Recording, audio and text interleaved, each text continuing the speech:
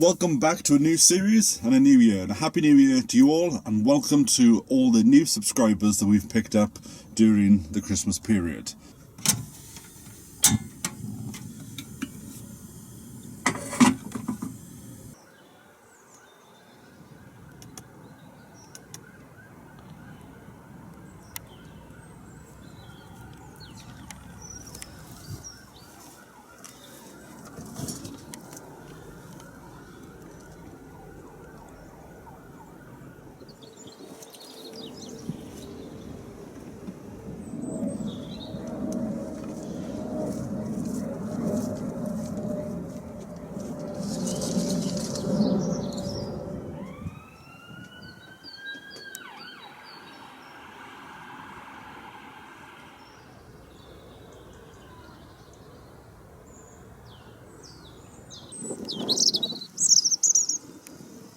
And it's a beautiful winter's day down here, and there are people down here. Kai's out and Jeff is sat down doing nothing.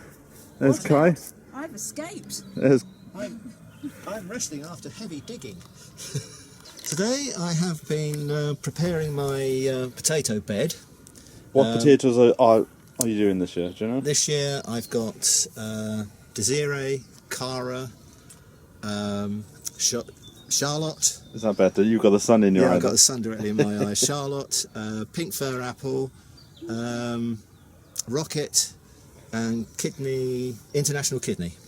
Are you opening up a fish and chip shop or something? I've just Talking about potatoes, are you getting your bed ready? Not that one, no. I think probably that one this year, because they were all, well actually they were all over the place. Seeing as I've only just dug them up, I keep finding them. I think it's time we had a cup of tea. Jeff has opened his cafe up today because Vivi's cafe's closed. You just can't get the service. You can't get the service. On the weekend. Fair weather gardening, I think it is. So what tea are you having today then, Jeff? A Lady Grey? Oh, sugar. I think I've given you the wrong tea bag there. What one have you just given me? It might be Red Bush, in which case you won't like that. Perfect day for some pinholes. I think these are Red Bush. Oh, sorry. Nice 4x5s. Like I said, you can't get the service on weekends. You say that Go would on, be have a fine. seat. I'll see if I've got anything else in. I've got a funny feeling. I don't think you've ever shown inside your shed. You keep saying that, Sean. Let's have a look. Let's have a look at the lighting facilities in here. Well, the lighting facilities aren't working yet. Oh, you're in luck, Sean. Yeah, that's tidier than mine. He's got a fairy inside his shed. Sorry? He's got a fairy inside his A fairy? cupboard. Where? Oh. So this is Jeff coming out with his knobs. Knobs on. It's really The perfect sugar it's bowl. congealed. Yeah. Marmite knobs. No. Smell. No. It doesn't smell no, of no, Marmite. it's It was psychologically washed. Wrong. No, I can't Are do you it. a Marmite hater? Yes. Ah. Jeff's got a rather interesting seat going on there. So is this thing I'm sitting on. These boots are magnificent. I have never had such warm feet on the allotment before when I'm just sitting. Certainly get warmed up when you're working, but they're comfortable. They've got these lovely loops to pull them on, and they're lined. Very nice. They look like a bit like Riggers boots. And I've just looked at the thermometer and it's only 5 degrees, but the coldest that it's got in the greenhouse is 1 degree.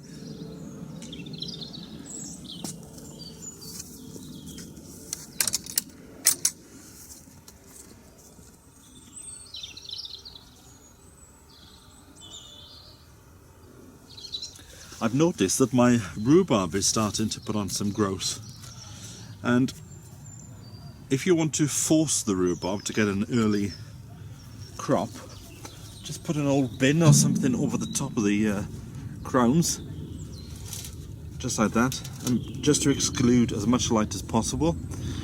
and then in a few weeks you'll have beautiful stalks for the rhubarb pie.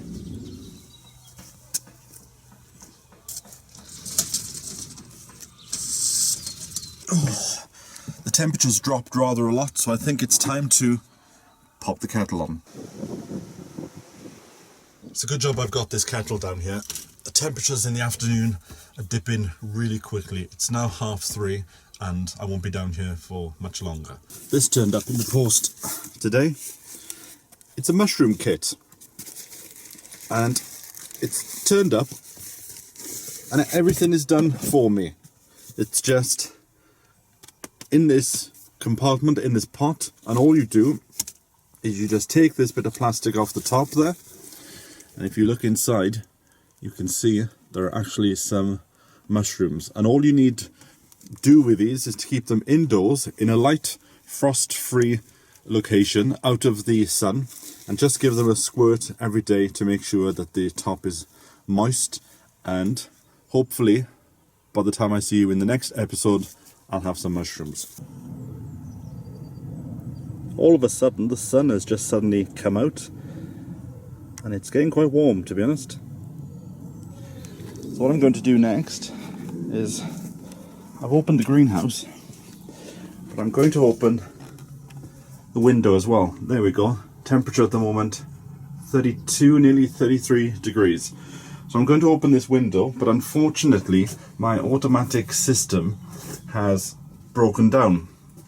It worked fine for the first 2-3 years, and then all of a sudden it just stopped working. So what I do in the meantime is I just open it and I just pop a pot in there, and then just before I leave today I will take the pot out. It's nice to feel the heat after the winter. Now, the other day I picked up this plant when I was at an event, and it's a blueberry, but the thing I wanted to show you was the plant label. Now I don't know if it'll come out in the video, but if you look at this plant label, I thought that was quite fascinating. It's got one picture where it shows the plant in flower, and then if you move it, it shows when the plant is in fruit. And I thought that was quite, it gets a bit trippy if you look at it too much, but I thought that's quite nice. And if we had that on a lot of plants, then I think they'd sell a lot more. That's a quick update on how my garlic is doing. Purple white on the left and elephant garlic on the right. I think it's going to be a good year for garlic. Well, it's that time of year again, and it's time for a bit of a spring clean.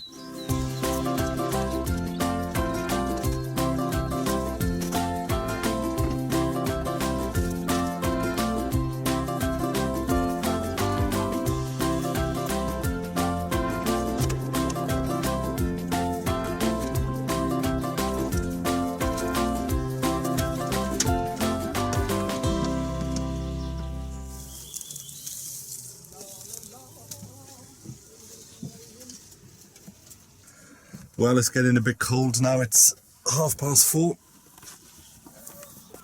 and we've had some nice sunshine, but it's starting to set now, and Kai's just turned up. She's been doing the last 20 minutes or so. I've been here for days. She's been sorting out her beds And cleaning my cups. I have. I've been unearthing the gooseberry bushes.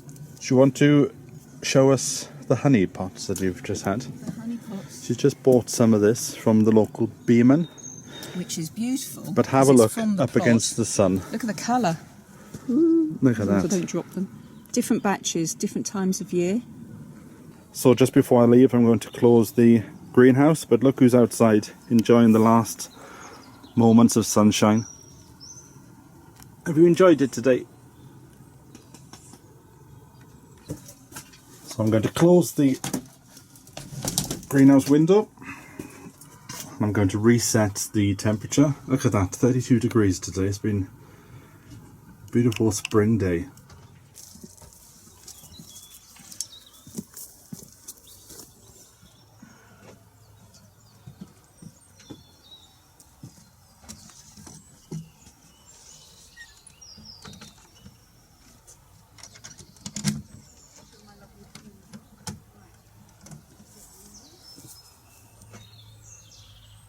See you next week. See ya. You're off. Ta-ta.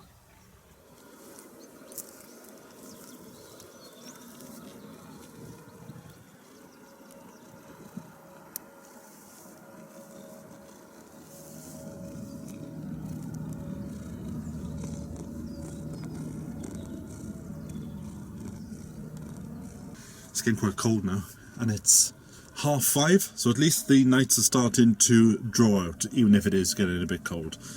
So until next time, from me and everybody else, bye for now.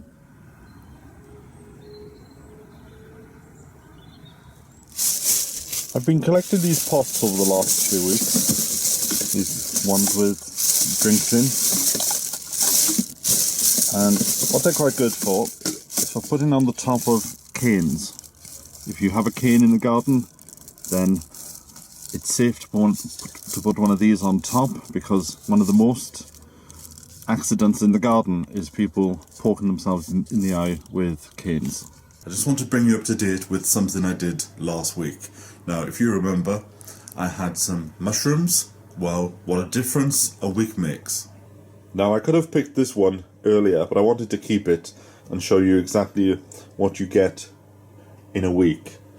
So I've got nice 1, 2, 3 nice ones there, and to pick them, all you do is you just give them a twist, and then the whole thing will come out. Look at that. So there's one.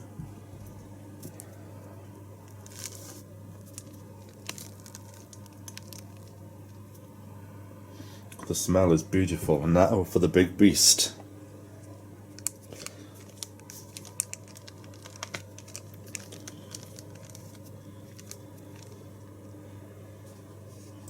Look at that one. So that's 3 fresh mushrooms for my breakfast. And then I can already see that there are 1, 2, 3 more coming. And then after those there'll be some others, because this box that I've got is jam-packed full of mushrooms. And all you do is just every day just make sure that the soil is moist. Well, I'm going to cook these up, and then I'm going to head over to the allotment, because this afternoon apparently the rains are coming. Heavy rain is due to fall on us in approximately 3 hours, so I've got to make the most of this morning. So I'll see you over the allotment. And those mushrooms were beautiful. You've never tasted a mushroom until you can cut it and cook it within seconds. You can always tell on a plot where the workers are, because look at that path there, nice and green. This path here, full of mud, and that's a sign that the workers are on the plot. And what's Jeff up to on this cold but sunny day? Well, I've come down initially to gather some broccoli for lunch. That's the last one left. Just before the pigeons. And the pigeons have really attacked the other brassica, but they don't like Carolo. They don't like it up them. Nero, no. They certainly don't like it. I woke up this morning to heavy frost everywhere at home. Yeah. And yesterday morning in part of Beckenham in Kent, there was over an inch of snow. Oh, was there? Yeah. All right. That's an impressive bit of steam. There you go. What time is the train going? Yeah, I don't know. It should be an engine, shouldn't it? Proper gas, you'll notice here. Don't go for these butane-filled things; they won't work in this weather. It's quite a bit. It's quite a bit of a smell to it, isn't it? Or is that just the kettle? That's the kettle.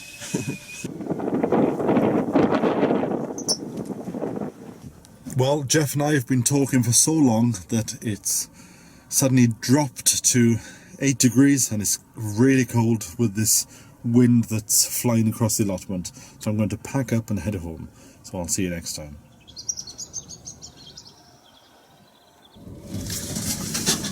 The ground is still a bit damp, but look in the shed, it's 37 degrees, warmest is 42, but the coldest 3.5. Hello, what you up to? What you after? You're Well, I've come on this ground because I haven't bought enough broad bean seed because I really love them, and I didn't realise I'm only going to get 40 seeds out of my packet, and even if they all germinate, 40 plants, that's not enough for my greedy guts. Well, so. it just so happens that I have a pot just waiting there. Well, I've got some of these if you want to pop them in. What are they? Bunyard's Exhibition. You can put these in the autumn and you can put them in during the spring. Are you sure? Yeah, yeah. Let's have a look. Bunyards. Bunyard's Exhibition. So did you save these from last year? No, these were sent in by a viewer. Oh, okay.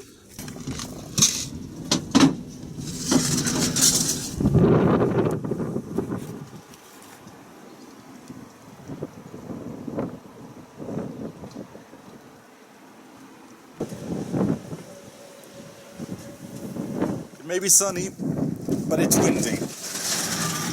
So I've come into the greenhouse where the temperature is 16 degrees. Now, those regular viewers will know that at Christmas I went to go and visit the Victorian Kitchen Garden in Hungerford. I'm a great fan of the show and of Harry Dodson. And one of the crops that he grew was a pea called Ne Plus Ultra. And they said in the show that it is supposed to grow to about 6 foot, but I think Harry got it to about 5 foot. So I've managed to get hold of some heritage seeds, and that's what I'm going to sow next if I don't blow away in the greenhouse. But first of all, I must have a cup of tea because I don't think I've had one this week.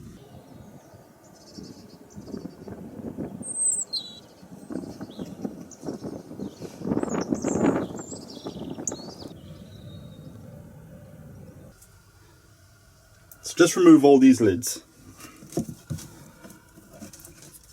The problem is, in the day it's getting quite warm in here, but in the night it's still going down to freezing, so I do find that some nights I'm down here in the dark putting all these lids back on. The chrysanthemums have burst back into life and it's good to see the green shoots. So what I need to do now is just go through it and take all this dead wood out. Just snap it off or go and get a secateurs and do a really good job at it. So that's a nice job to do on a quiet day like today. My broad beans are growing well. Now in some of the gaps where things were affected by the frost, I've actually put some fresh seed in. That variety is called Bunyard's Exhibition. There's only this one bed now that I need to prepare, and that's this one.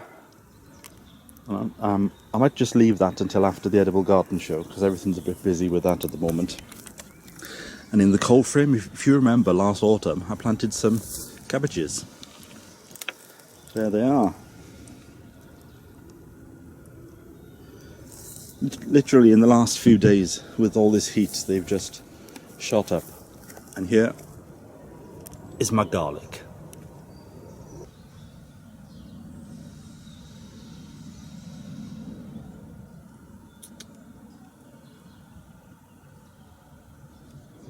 And the fruit bushes are starting to come back into leaf as well. This is called fourberry. It has a beautiful flower in the spring and berries in the autumn. It's one of those super fruits. Tastes wonderful.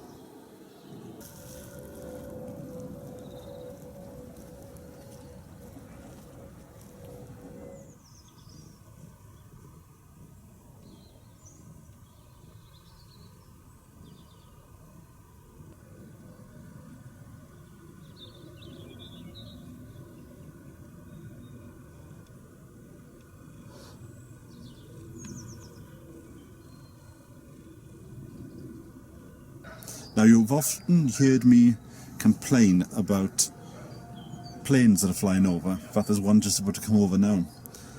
But what's going to happen now is I've got somebody who's coming down to the plot and he's got one of these drones.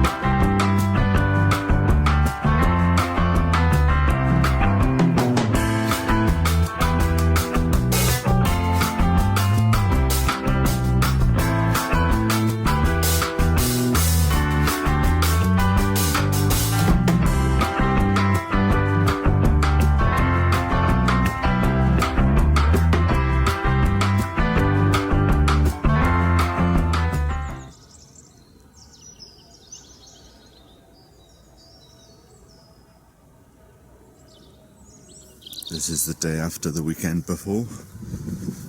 Feeling slightly exhausted. I've come down to the plot because I picked up some plants at the Edible Garden Show. I just want to sort them out. And also, I had an email from the secretary yesterday to say that there was a problem with my water tank, which I've got to fix. So I'll sort that out. And look who's here to greet me. Hello. Well, I'm going to wait until my water butt is full, and then I'm going to head home and have some breakfast because it's only 7:15. Getting up early for the Edible Garden Show has now changed my body clock, but that's fine because spring is coming very quickly now, and the early light mornings, and in summer I do like to come down around about 5 o'clock in the morning. But I'm going to head home now and have a cup of tea. I'll catch up with you later. Well, I've just turned up after having my breakfast and some plants here, and Jeff's here. So how did you feel the weekend, the day after the weekend before, or whatever? Really tired, absolutely shattered. But it was just great to meet up with so many people. It was really fun, yeah, thoroughly enjoyed it, do it again. Now, while we were at the show packing up, somebody kindly donated some raspberry and blackcurrant plants to us. So I've got some, Vivi's got some, Jeff's got some. Vivi's in the house today, recovering from the weekend. It's a bit windy down here, isn't it? Vivi's in the house recovering from the weekend with a bad back. Jeff's down here and he's going to plant his today. I'll plant mine on my next day off. So I'll do mine next weekend. It's just water in the hole first, because these have been stuck in a hole for 3 days, so they do need a really good bit of water. This is a nice specimen of a blackberry.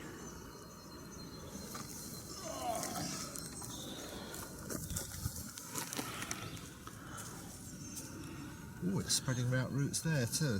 And he's already got the wires put up ready to start to train it against it.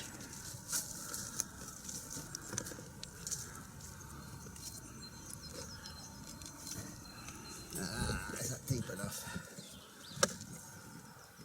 It's not far off. That looks fine to me. Once you push it down a bit. It's a nice healthy plant anyway, nice and strong. Good, isn't it? I'm quite pleased with this. And the raspberries will be ready to pick in the autumn. Oh, I haven't got the label with me. Oh, what is it? It's a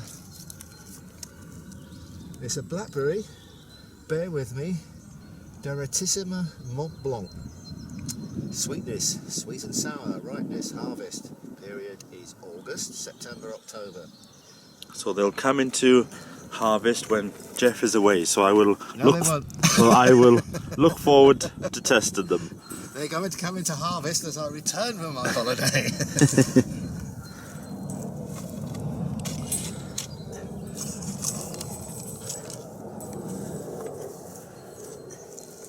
And then when you've planted things like this, give them a really good soaking. And when you think that you've put enough, just put a tiny bit more in. There, that should do it. There we go. And this is a autumn raspberry. Yes. This is raspberry prime berry autumn bell. And this one harvests in August, September. Oh golly. I'm still tired from the Edible Garden Show, I think.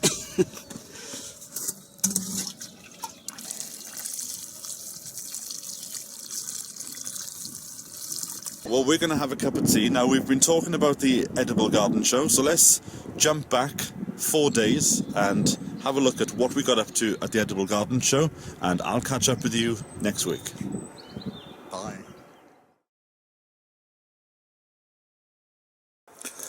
Hello, welcome back to another episode. Well, it's very early on the plot today, and I've just come over. It's Thursday morning, and we're getting ready for the Edible Garden Show, and Vivi's taking our flags down. Good morning. And it looks quite bare Right, it's the naked shed.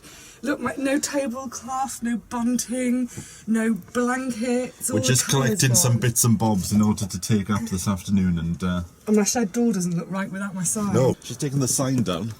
So we're going to take some things that you'll all recognise with us, and I'm going to go over to my shed now and pick up some stuff from there. But So you'll definitely know it's Hawk Channel shed. we'll catch up with you this afternoon when we're at Alexandra Palace.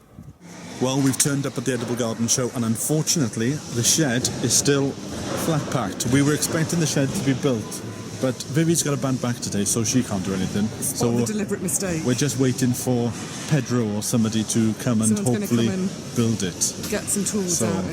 But I think first things first, time for a cup of tea. Well, it's 5:30 and we haven't had anybody to help us build the shed, but we've done a bodge job so far, and when Jeff turns up tomorrow, hopefully he can help to put the felt on. So, Vivi's inside. Come on, Vivi, it's time to go home. Oh, it's like having a little home from home. So, we've got our TVs in there. Rusty's going to stay the night and guard it, and we're going to head home because we've only had one cup of tea today, and what's all that about? That is, we've been slacking. It is. We have got to get home and have tea. But we've got these chairs which actually feel a lot more comfortable than what they look like. They are supremely comfy, so come along and join us and come and have a chill out at Sean's shed. Night night. I'm off home, so I'm just gonna leave her there. So I'll catch up with you tomorrow. So from me and everybody else, until then, bye for now.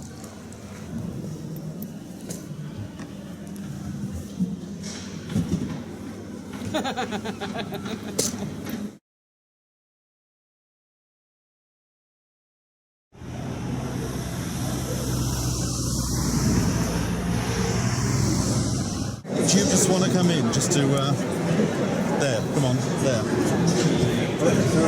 Me as well. Just as a little practice, right? So go back out. That was just so that you got your spots ready. Hello, welcome to this live episode from Alexandra Palace here in North London. So from me, Rusty, and everybody else, until next time, bye for now.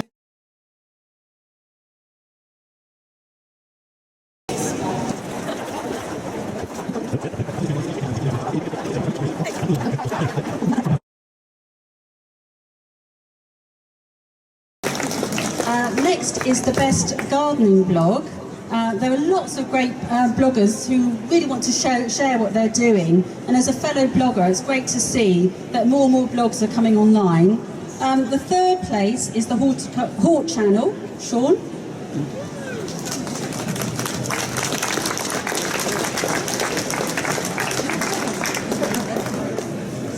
So then, Aaron, day 2 at the Edible Garden Show. What do you think of it? You know what, it's absolutely wonderful. Ever since they opened the doors, we've had people from the Facebook group, people from YouTube coming over. Everyone's come out today, so there's so many people to say hello to. It's brilliant. Now, somebody else who's at the show is Mick, and Mick is the king of compost, so we're going to find out what Mick is doing here, because he's on the Charge stall, which I think is all about beetle poo. It's been out a couple of years now, called Charge, basically. But if we look down here, we've got mealworm and there's beetles in there as well. And if you can see it right on the bottom, all it is the poo underneath, and that is what we're after. Because the goodness that's in there is exactly the same as horse muck, cow manure. You've got goodness in it, which a lot of materials have been using for ages. But in the UK, we've got insect farms, obviously on a large scale. You need locusts for, like the pet industry and beetles and whatever. And my mate, who's a bit of a geek, he's got his own laboratory, and he took some of this home and looked into it and what properties are in it, and it is excellent stuff. So do you put that in as part of the compost mix? Yeah, you can usually put this in half a bag of compost. You can either mix it up so it's already in there, or if you've got something growing in, say in a 6-inch pot or something, just use it, sprinkle it as a top dressing, and you get the goodness into the plant that way. The show's been quite slow so far today, on Saturday, but yesterday was quite busy. It was Kids' Day yesterday. Kids' Day was yesterday. We did really well. We're like Lego for your garden, and we're big kids ourselves, so Now, it's always a bit of fun. explain this contraption. This is our Woodblocks Elephant, which See what it is yet? Can you guess what it is yet? It's like a version of Jenga and Lego mixed together. I'm just going to head back to the stall to see what Matt and Jeff are up to, because they've been left alone for quite a while. What's going on here then? I don't need to pay that much. My bees are in my bird box. Aaron is here. You've already seen him. You guys give me And what's going on over in this corner? Let's have a word with some of the viewers. You're not going anywhere yet. So what do you think about the show? I haven't really seen much of it yet, Sean, but Because you came straight here, but we're just about to go and get a coffee and then have a wander around.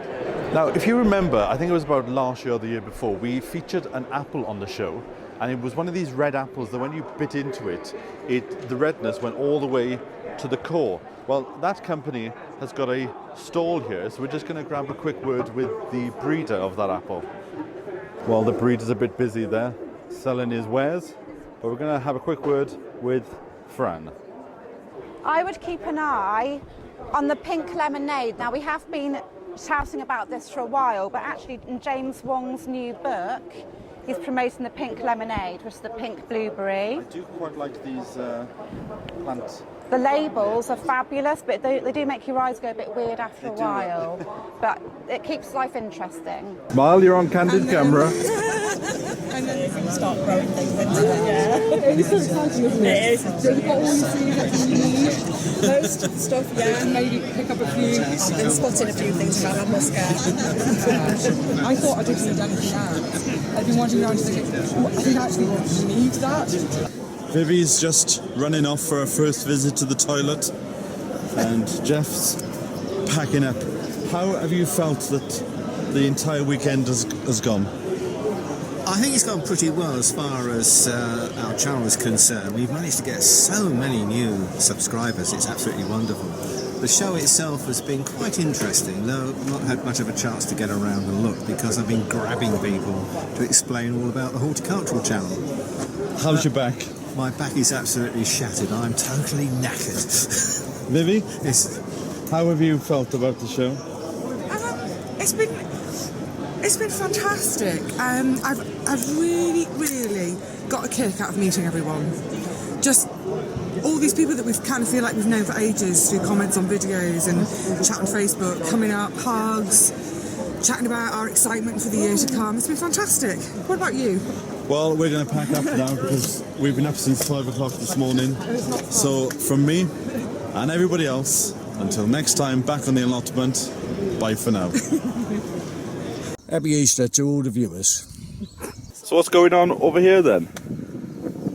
I'm like a pig in mud today, Sean. I saw there was a bit of wood by the old gate. Bit of wood. One of our viewers, Lucas, has kindly brought us a load of timber from a building that was being demolished. All right.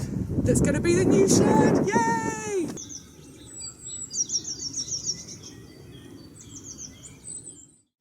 I've been busy over the last few days moving house, as you will see in my vlog that I'm putting on my own channel, which is Sean Jim's Cameron Vlogs. I'll put the link in the description below. But it's Easter weekend and I haven't done a stitch on my plot because I've been busy moving.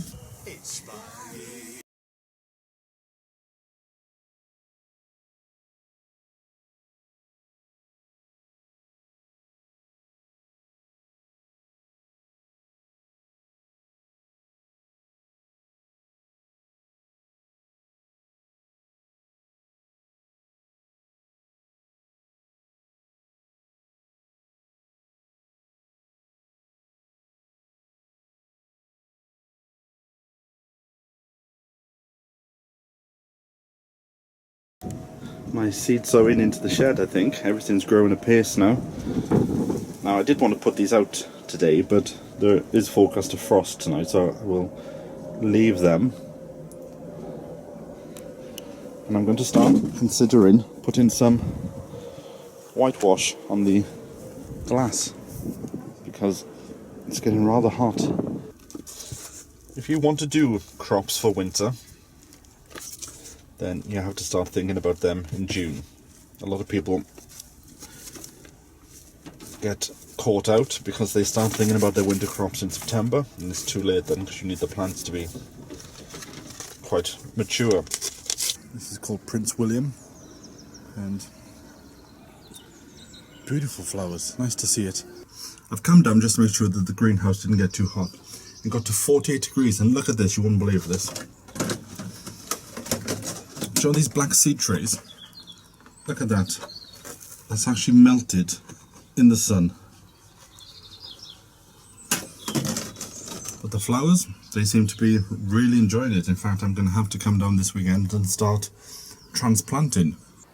The rhubarb is looking great, and I'll put a link in the description below to a video that I made where I made rhubarb cake crumble, and also to an old video where I made rhubarb juice, rhubarb cordial.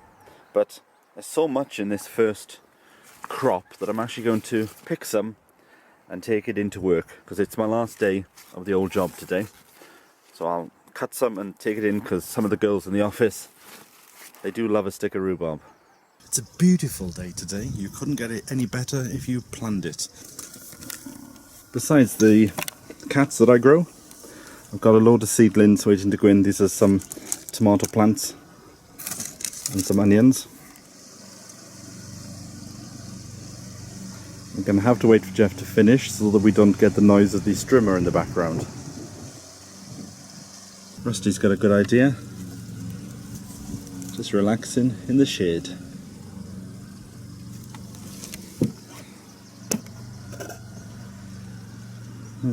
It's a hard life being a cat. There's so much to do today. I want to plant my runner beans, my French beans. I want to sow some more lettuce, but I've run out of pots.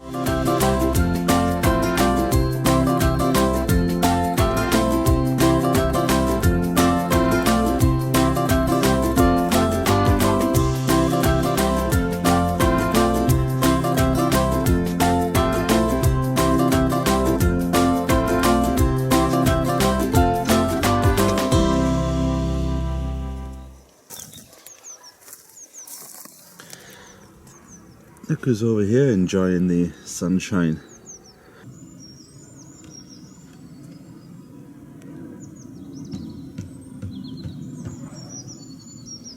Well, I was just relaxing in the house and I just saw on the television that tonight possibly there could be a frost. Time for a cup of tea!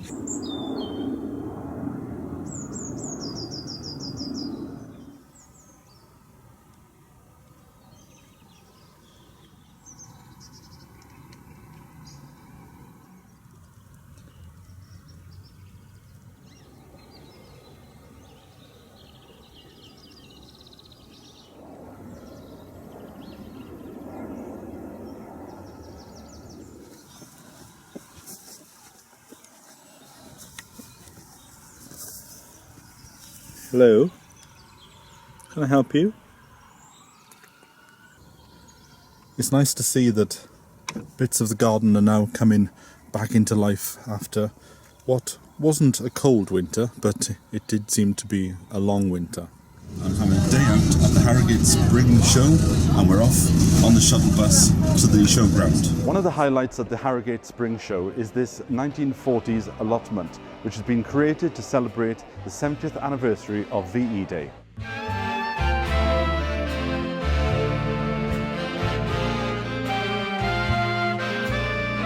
The Leeds Federation have built this garden, and it's to celebrate the 70th anniversary of VE Day. Initially, I drew up the designs for it to try, and the brief was just create a garden of that era. So I drew up some designs for it. I took it to my volunteer colleagues, who obviously had other ideas, and so we jiggled the layout around a little bit, and this is the final result. We've never built a garden this big before. We've entered a lot of shows and done a lot of gardens, but this one's exceptionally big, and we've had to do it in a kit form so that we could actually bring it on site in kit form and assemble it reasonably quickly, because with being indoors, the marquee wasn't up until 5 days before the show, so we have to work quickly. All the artefacts in the garden are original artefacts. If you notice, there's no plastic on site at all. We've researched this and we've been out and scrounged and hunted in lofts and goodness knows what, and sheds, and we've got everything that's original. The planting, we have a wonderful lady who sorts out our plants, and she's done a lot of research into the actual varieties of plants. The plants themselves, there's quite a few heritage plants here, but during the war, seed wasn't available readily, so it was a little limited, and the crops that were grown primarily for maximum yield with the minimum effort. With growing a minimum number of vegetables, the diet wasn't very nutritional, so there's brought in livestock where we've got the chickens on site, which supplement the vegetables. We've got rabbits. Rabbits were very effective because they breed like rabbits, basically. And out of one pair of rabbits, you could get 45 rabbits per year, which makes a lot of rabbit stews. The growing's been started at home in every case, and then we've brought it all together so that we can see where the plants are and what we want and what we can't use, etc. But it's not been grown under heat. You can see they're very well far on. Like I say, our ladies tend these plants like they were little children, to be honest. And but I know for a fact that some of them are being grown under candle power. 2 church candles in the greenhouse just to keep it aired during the cold months. But as you can see, they're quite remarkable. If you notice on the shed, we've got some galvanised buckets with tumbling tomatoes in them. There's not a lot of flowers on here, if you notice. It wasn't encouraged, I don't think. There was a few flowers around. We've got some wallflowers and primroses, I think, were on the go. But generally speaking, it was concentrating on the veg. I love doing these shows. As you can see, I've got quite a big smile on my face, and I enjoy life. And there's nothing I enjoy better than making these gardens. It's really good fun. Grow your own veg, it's the freshest way, and celebrate on VE Day.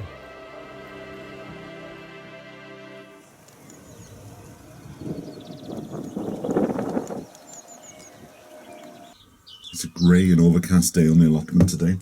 I've come in the greenhouse because I just wanted to point out, I've noticed on the forums that a lot of people are putting their tomatoes outside.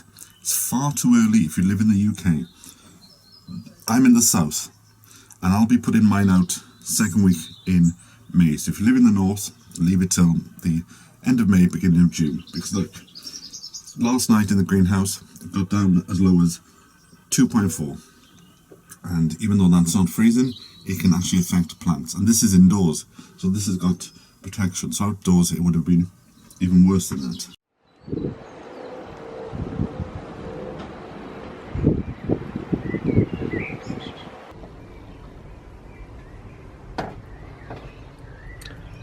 So there they are, they're in the middle tray there. That is Rebecca. Cherry brandy. I grew these last year from plants, so I'm doing them from seed this year. And I'd say the germination rate in that is pretty good.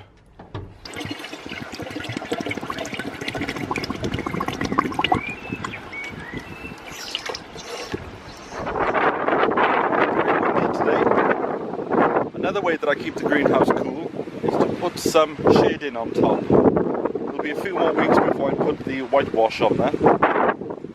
But it's just these little small tips that all go and help you. Don't be too excited about putting everything outside, because we're still getting frosts. Just keep calm and carry on. The first outing of the summer hat. And already in the greenhouse, what's that? 28 degrees.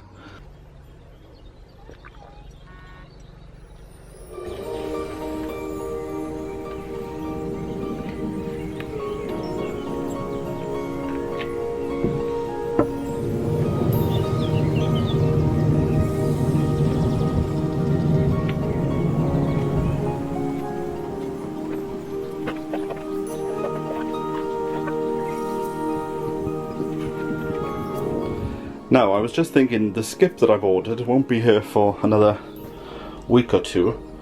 So rather than wasting time dismantling all this, because these two drawers will be going in the skip, what I'm thinking is, on this side, I will construct my new shelving unit, and then on this side, this is where I can put the tomatoes, because by the time they're ready to be put in their final positions, hopefully the skip would have come and taken all this away.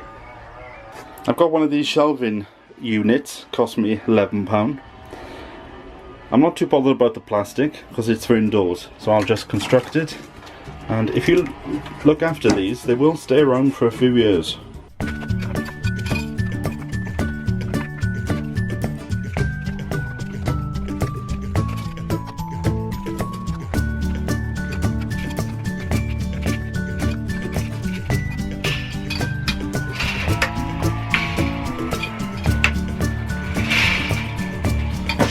They're deserving of a cup of tea after this is done.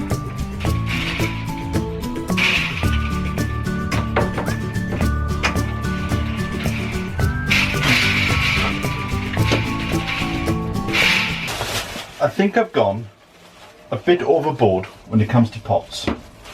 What do you think?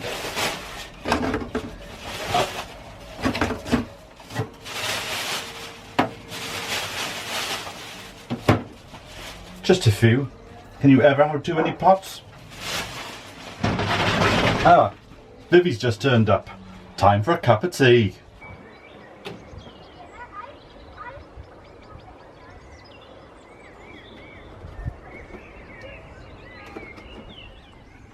So then, Jeff, what you up to? I am creating some foundations for two very large water barrels to go on, and they've got to be quite substantial foundations because I don't want them tipping over onto the path as people are walking by.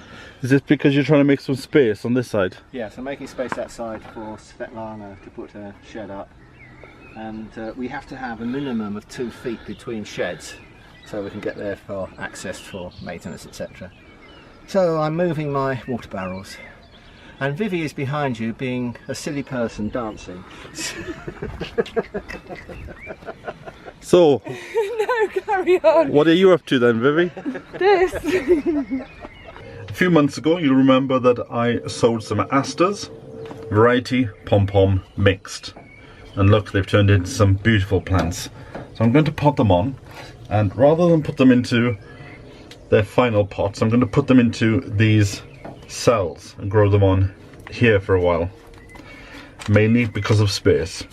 I'm running out of space, and it's far better to put them into these than into the bigger pots and then keep moving them every day. So turn them out, put your hand in,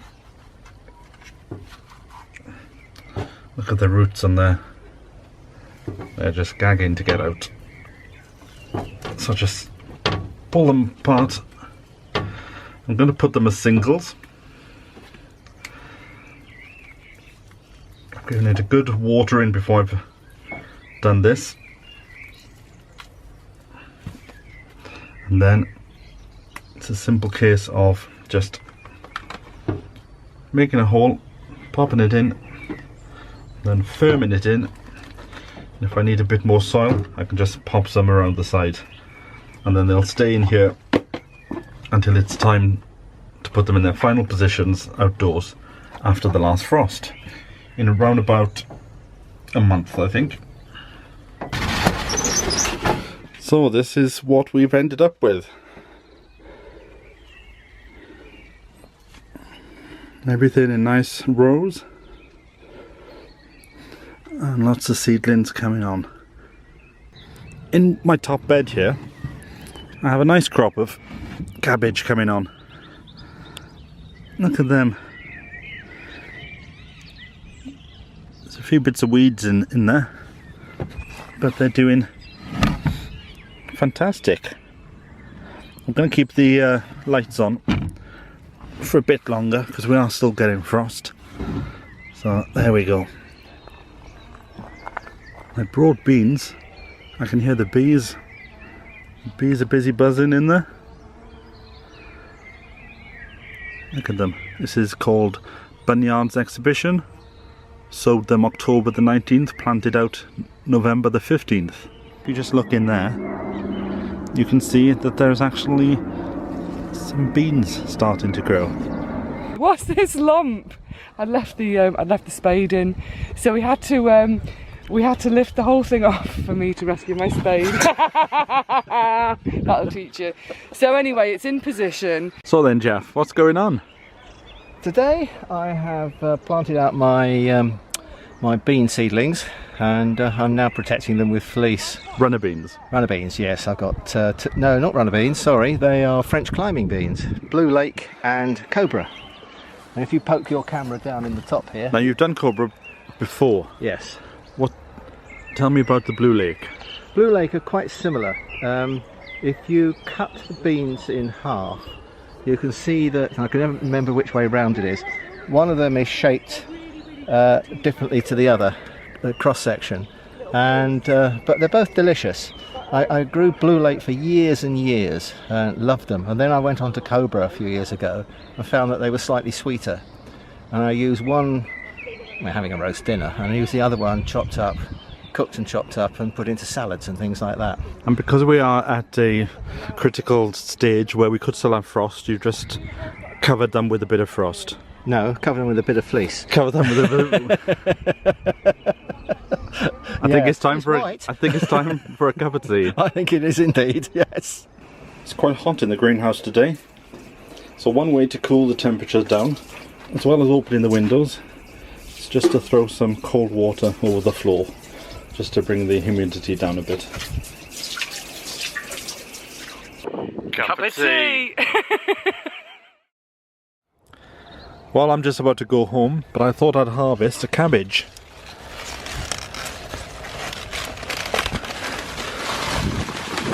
I'll weed this next time I'm done. Look at that. There's a bit of slug damage there, but there's enough for a meal. What a beauty. And what a beautiful evening it is tonight. And look at that.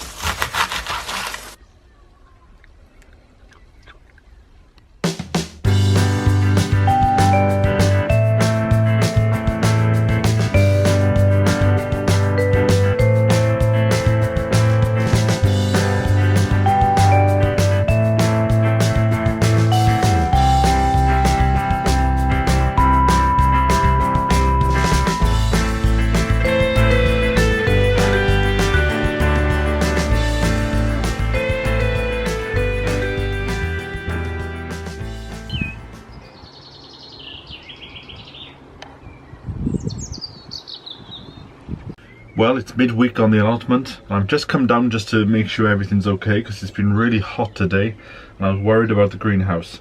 But I had left the window open and I'd also left the door open. But it's been so hot that the thermometer, I think it's broke. I left the house and it was sunshine. Is it raining? It's not raining, it's hailing. Look, I think, look, my jacket's got hailstones on it.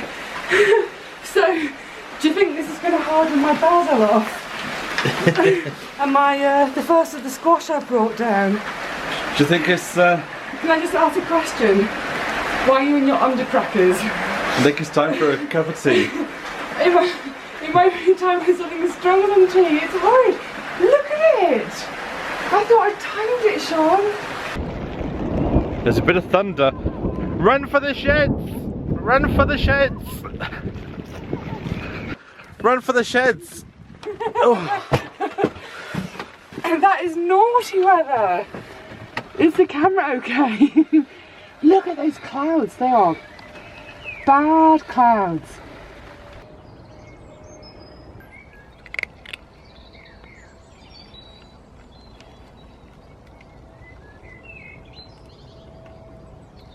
The weather this week has been quite awful and we've had rain all week. As you know, I now run the website for the Daily Mail for their gardening section, which is mymailgarden.co.uk. So if you go and check over there, I've got a blog on there. And one of the problems with starting a new job is because you've got to put the hours in, and the weather on the allotment's been awful over the last few weeks, and I haven't had, on the days when I've been able to come down, the weather hasn't played ball, so the plot, well, it's looking a bit of a mess. Today is the day when I need to start cleaning the plot for the skip. The skip is one of these hippo bags, and I'll tell you a bit more about that later on. But one of the tasks is to go through the entire plot and see what I want to throw out. Kai's also going to go through her plot, and there's a few things that she wants to get rid of. But a warning, she's just highlighted that she's got one of these plastic greenhouses, and nice and cheap they were, but one of the disadvantages is that after a few years, all the little... Is it? All the little bits of plastic have fallen out. Everywhere. And it's horrific. And it's covered her moss garden. Thank you. So there was rocket in there, but never again. Never, ever again. We are going to cut this down. I want it gone. It's just so polluting and nasty. Although one of the disadvantages is the cats do like to go to sleep on it. Well, they probably contributed to the fact that it's full of these beautiful holes. Look at it. It's just awful. It was great for the year. It really did work, but it just degrades so quickly, and then it's just fighting a losing battle, really. So I'm keeping the frame, going to use the frame and remodel with plastic polycarbonate or some solid something or other. So It'll be fun. we're going to set the camera up and do a bit of cleaning. So as Dave would say in Newcastle, let's crack on.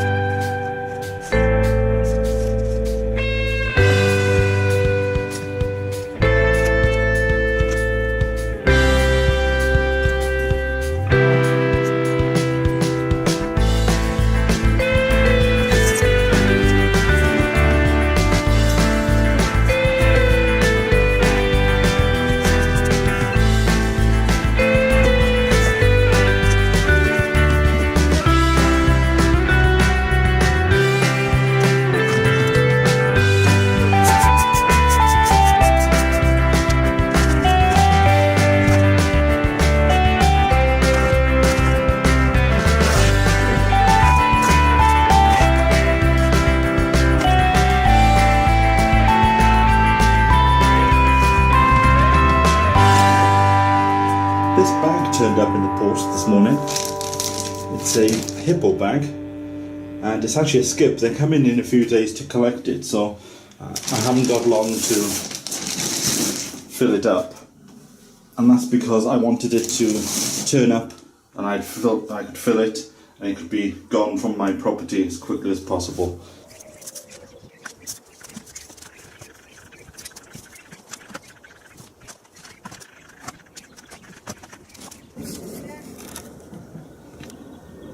Comes at 12:30.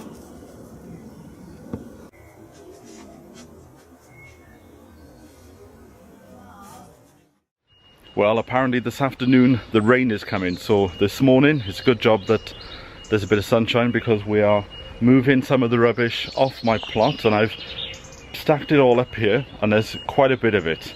I wasn't aware of how much I'd collected over the years, but like I said yesterday, we've got the help of Hippo today, and Matt has come along, and we'll have a quick chat and he'll explain what the Hippo bag scheme is all about. But first of all, we need to get rid of this rubbish.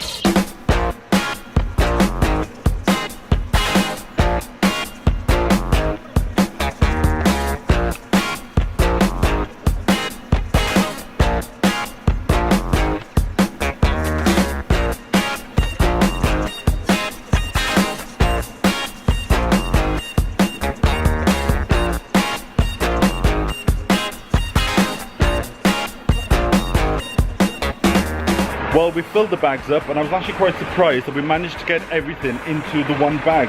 As you can see, the bag was up at the side, and now what's going to happen is the crane's about to fly in and send it up into the sky.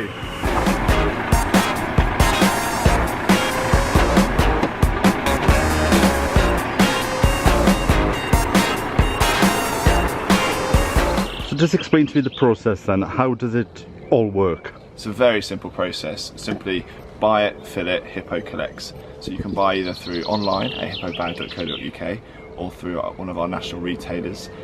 Simply fill the bag up with any waste that you may have and call or book online for Hippo to collect, and we'll collect it within 5 working days. Are you restricted with what you put in there, or can you basically put anything? It's very much like a skip. So obviously Right. hazardous waste and things we're not allowed to take because of licenses. But in terms of what you can put in a skip, you can put it in a Hippo bag. So it's very simple, and there's sort of misconception that because it's a bag, it's different than what you can put in a skip. Not at all. And if there are any queries, always just please contact Hippo.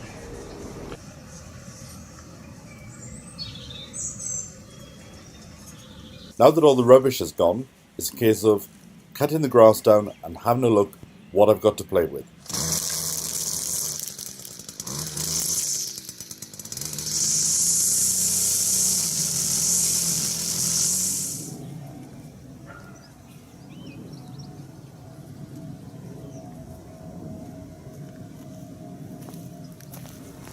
I picked up some of these pallets the other week, and I'm going to make a compost bin from them. They're just 4 sides of a pallet, and I'll just tie them together with a bit of string, and then this will be my second compost pile.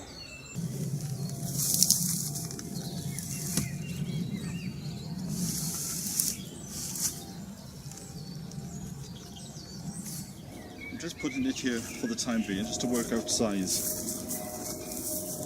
before I start fixing the thing together.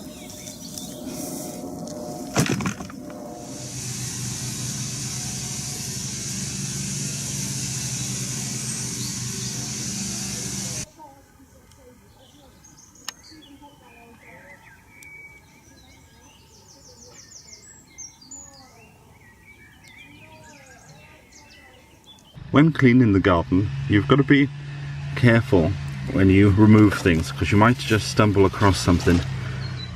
Look at that. Mr. Frog. Hello. So what I'm going to do is I'm just going to place everything back and just leave him there.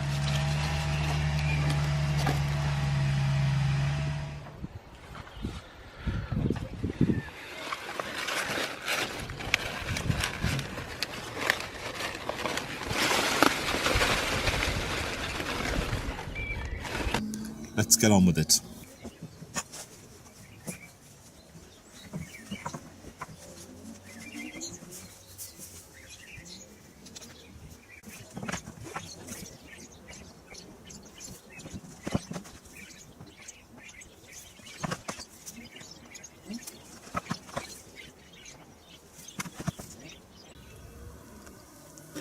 So this is it. This is the hole for the new pond.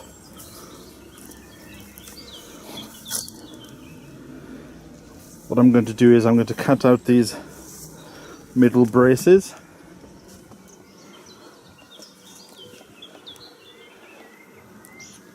I will keep the sides that you can see in that. I'm going to keep them So it's not going to be that big a pond. So there'll be a flower bed going down the left hand side there. On this side, I'm either thinking about put in some more blue fence or put in a dry stone wall and then put some alpines on the wall. I'm not sure yet.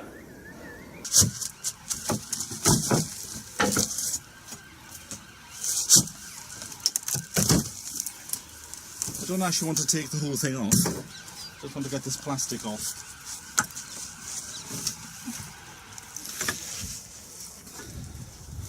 Nice bit of wood. I can still use that for something else.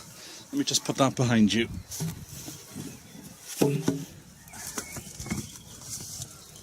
Do that later. Time for a cup of tea. I've managed to acquire some carpet. Now I'm going to use this as a underlay on the pond to protect the pond liner from any stones or anything like that.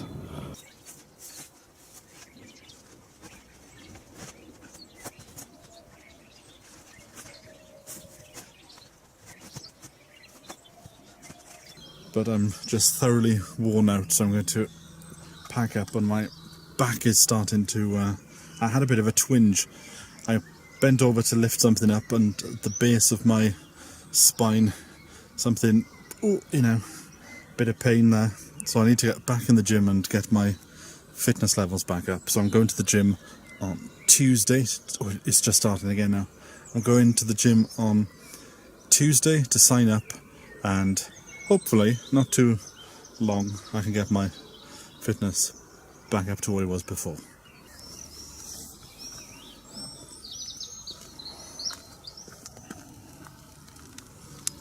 This is the progress that I've made on the pond so far.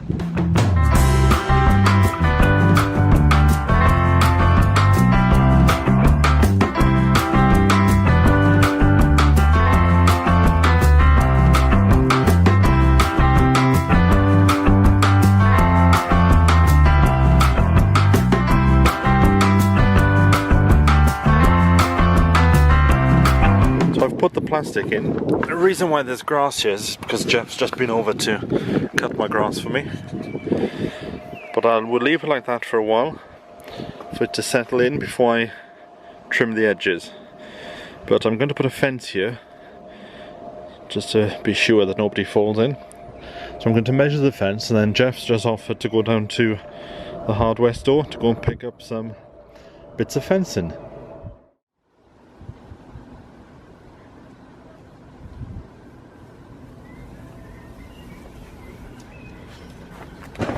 So what I have to do now is to cut these pieces of plastic off, and then I'm going to put some of the boards back so that you can't see the plastic. But we had a shower last night and the pond is full.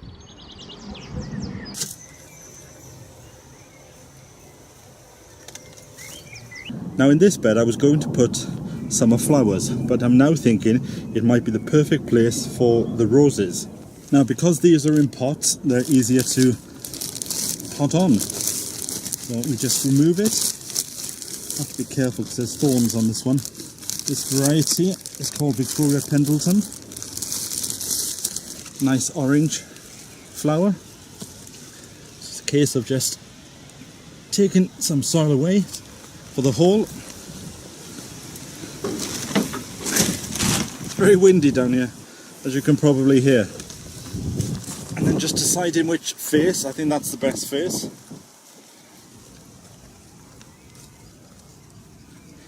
And then just simply putting it in the hole.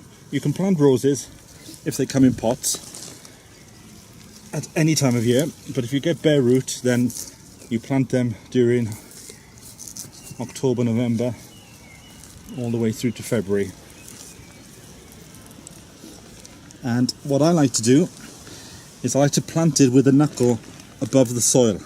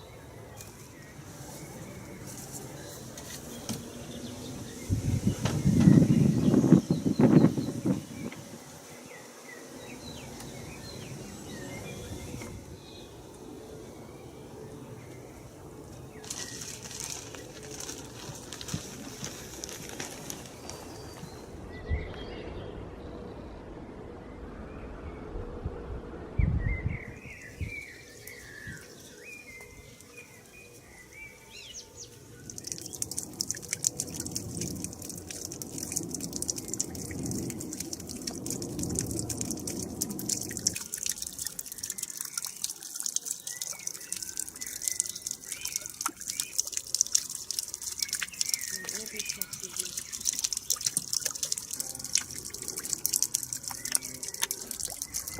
are they fighting or are they kissing?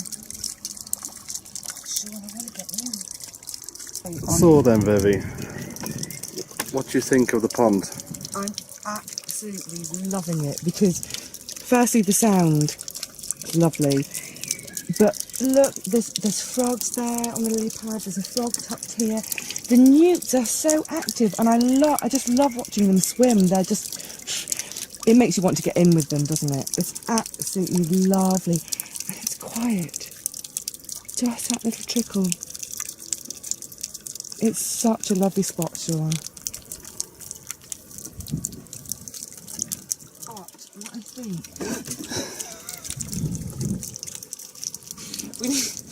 we need a viewing area built there so I can just sit on a little cushion with lower my centre of gravity, because my centre of gravity is quite high. And this doesn't look too sturdy at the moment. No, I need to put a screw in, but is this on purpose? the flower bed will be down there, so I still need to tidy that bit up. Yeah, So. but it's really, it's, oh look, there's damselflies. I don't know my damselflies, so I need to get a little identification. But oh, they're darting, they're mating. It's so special.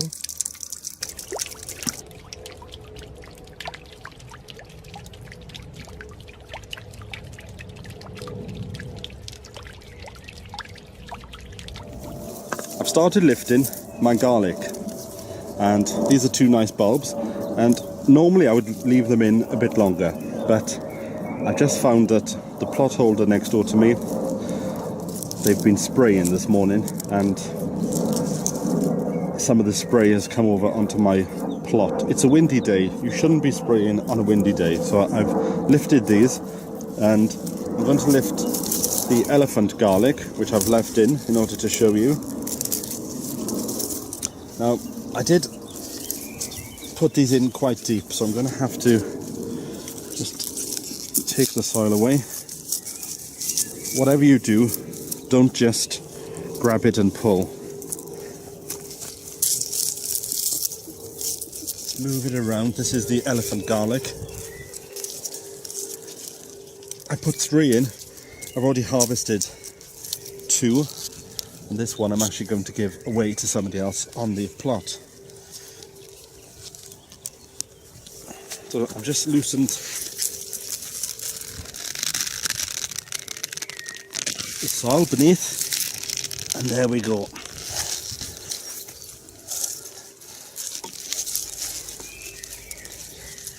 That is my elephant garlic for this year. I'll wash that up now and I'll pass it on to person down here that's asked for one. I'm stood at the gates because a viewer approached us a couple of months ago and said that her and her husband were coming to London for the week and could they come and visit. So we said, yes, why not, come and have a cup of tea. So I'm just waiting for them to turn up. Here we are. How was it? This is Rick. How was it to get here? Oh, it's fantastic. We have to say this is a great location.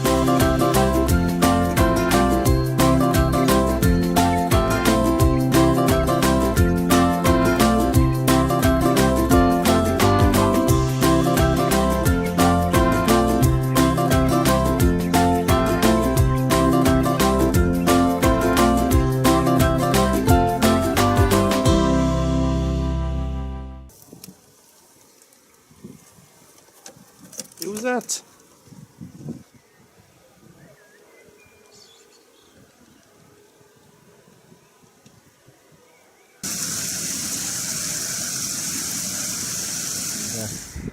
I'm desperately trying to get these potatoes up before we get all this heat, then the rain and then more heat, which will of course bring the blight on. So and how is your potato crop? Compared with earlier years, absolute rubbish. Look at that. That's about 3 plants worth. Tiny little things. What's the variety? Can't remember. I don't think it's Swift. It's a sort of got a blush on it, and I'm not sure what colour, what they are now. I've got it written down on the computer, but I haven't looked at it for such a long time now. So in here when I put them in. Look at the colours on these geraniums. Beautiful.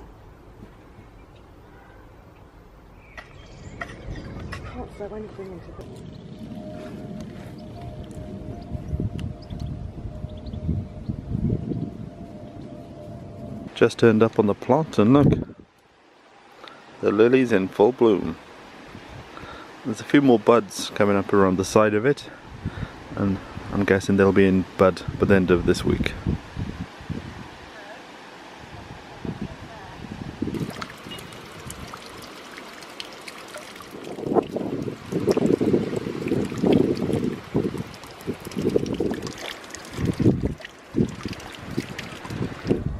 Well, look who I've just found on my plot. What's going on then, Riri? I'm scavenging. So, Oh, you can smell them all.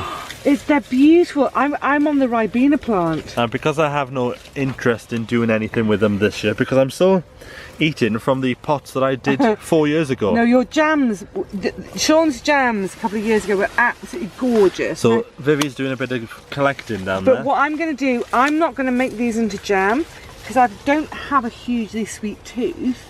Although I did enjoy your jams, thank you very much, on my porridge during the winter.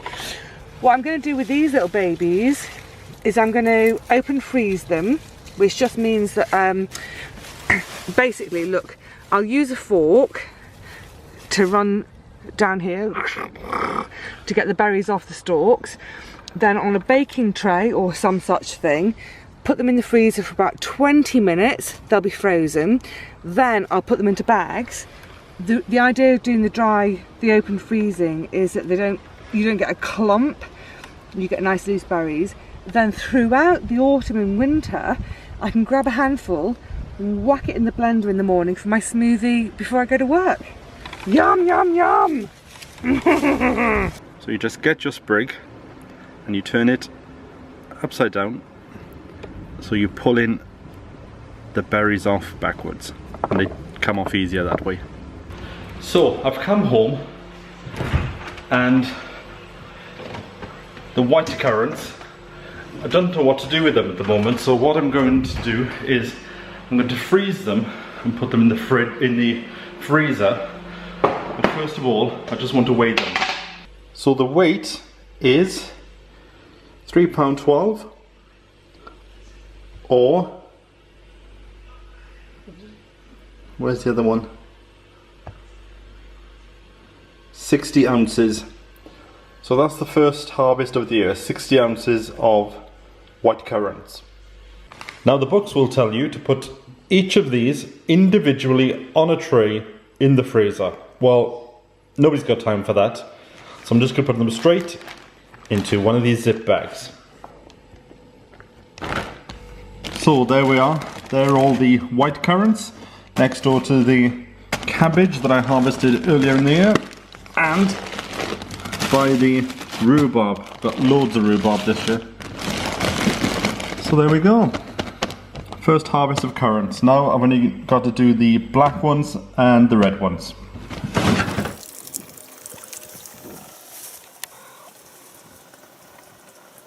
Now this is where the original pond was, and obviously there's a hole there now and I need to fill it. So I've got a few bags of cut-ins from some ivy and things, which I'm going to throw in there just to try and help bulk up this hole.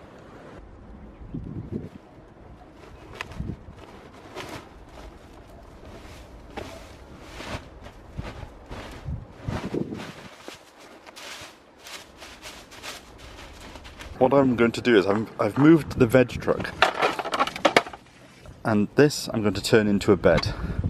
So all this that you see, I'm going to put in the skip. There's no point keeping odds and sods because it just untidies the place. So I want to try and get rid of as much of the waste material as possible. Now, as you can see, there's quite a bit to do, but I'm not getting stressed about it. I'm just going to do a small bit and do it often. And up here, this is where I'm doing the no-dig method.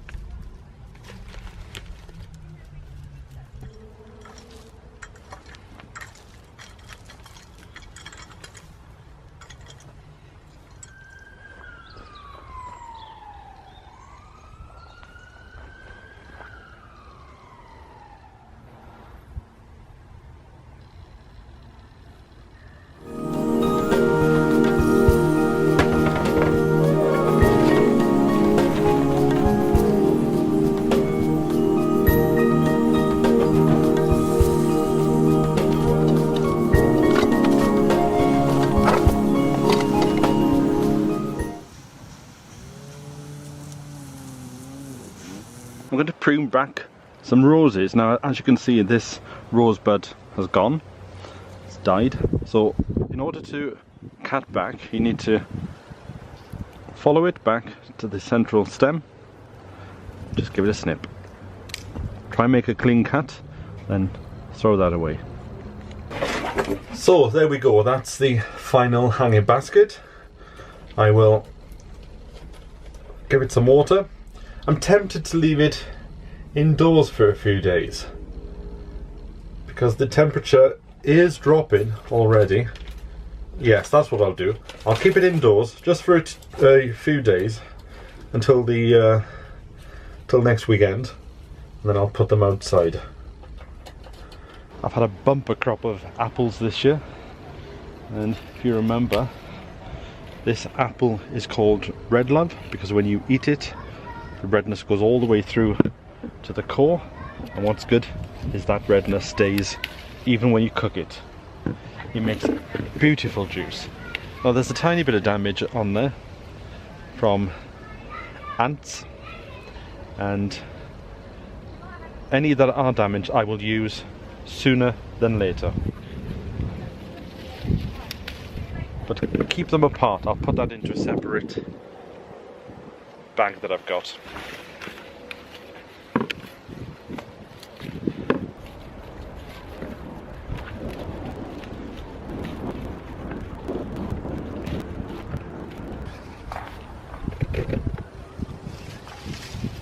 So there we have it. That is our apple harvest 2015. Not bad just off that small tree, is it? But in all good YouTube videos, let's pop them on the scale and see how many we've got. £18.98. So nearly £19 in weight, which is 8.6 kilograms. So I'm going to take them home and make them into juice. It's 7:30 and it feels rather cold this morning. It's not frosty.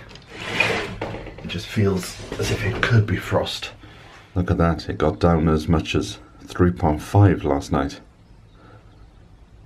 So the frosty nights are certainly coming. Now last night I kept the greenhouse door open slightly, but I think I might start closing it from tonight to protect all these seedlings.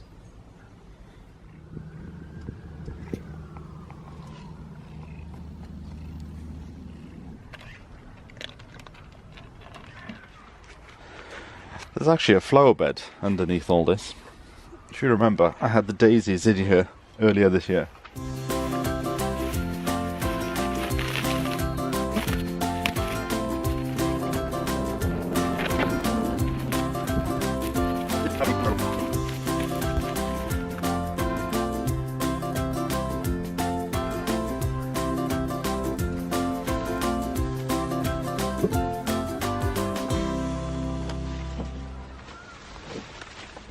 Another job that I did this weekend was to remove the runner bean canes and the runner bean plants.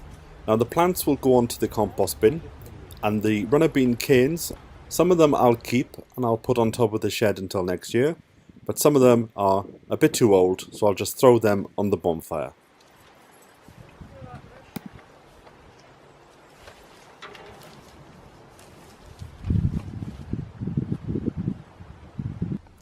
When Kai turned up this afternoon, the camera unfortunately needed to be recharged, so I didn't get any footage of what she was up to.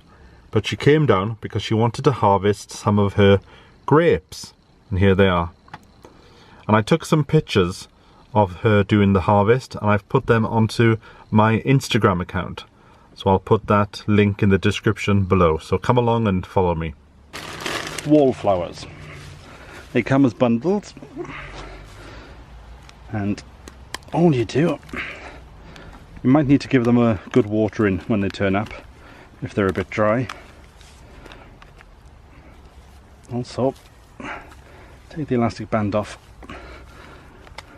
But to plant them is simple. You just take one, make a hole, pop it in, and then like that, and then I'll give the entire bed a thoroughly good watering when I'm finished.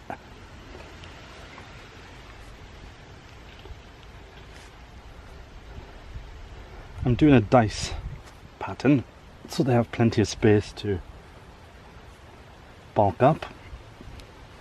These will flower from January until May.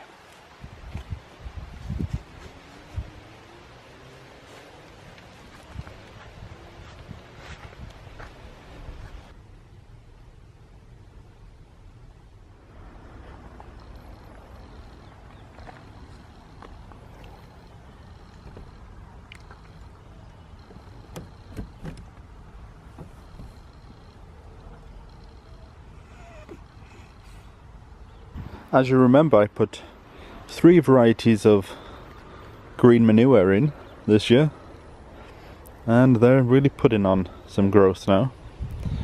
They all went in at the same time.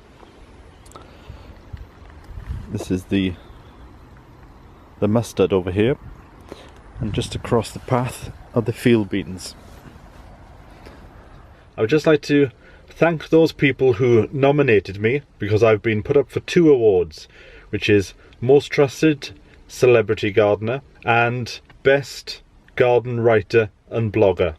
So I'll put the link in the description below, and if you would like to, go off and give me a vote, and we'll find out the winner in a couple of months.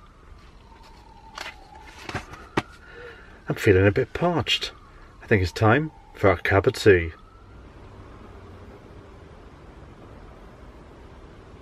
And down in the veg patch I cleared the runner beans and created a bed for something to go in there, and also started on one of the smaller beds. And also, what else did I do? Oh, I helped harvest the grapes with Kai next door, and I put some stuff in the compost bin. It feels like I've been at it all day, and like Rusty, I'm going to go home and have a sleep. So this is where the water tank is at the moment. I've emptied it, and there's 2 champagne bottles down there, so must have been a good year. So it's going to be moved from there, so it's by the side of the pond. It's going to be relocated right at the top of the plot at this spot. And it just so happens that underneath here is actually where the pipe is, because the pipe goes down there. And by it being put there, some of the other neighbours can help share it. And then once that happens, I can then get my compost and put it on top. There's carpet down that's been suppressing the weeds, and I just need to find some more carpet to go on this side.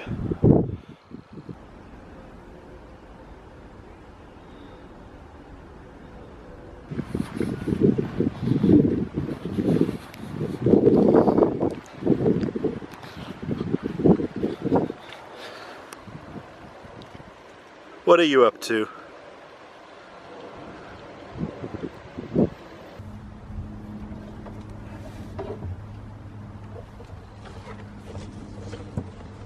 This is the trench where I had to dig the pipe up, and now what I've got to do is I've got to find a spot where the pipe's going to stay, where the tank's going to stay, I mean. So what I'm going to do is I'm going to fill this trench back in, and I'm going to put the tank there.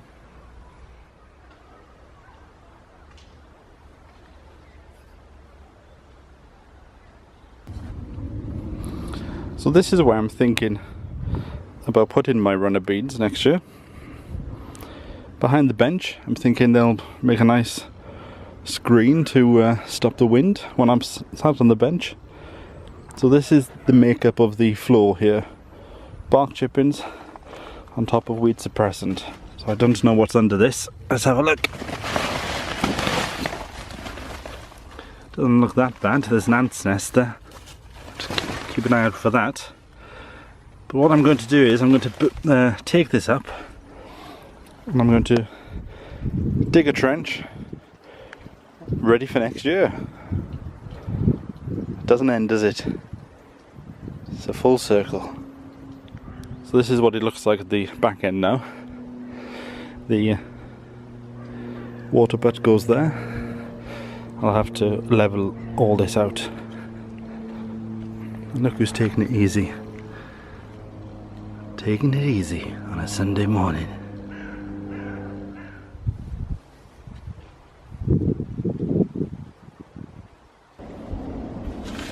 That's it for now. Do some more next time I'm down. The nights are certainly drawing in, but we can look on the positive side and think that we're heading to spring. It's fairly cold this morning, first time for the hat to go on.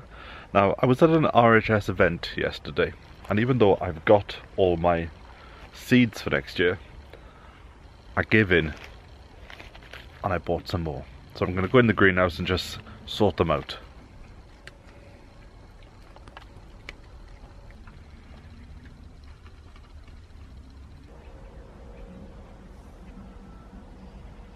Now here I'm planting some onions.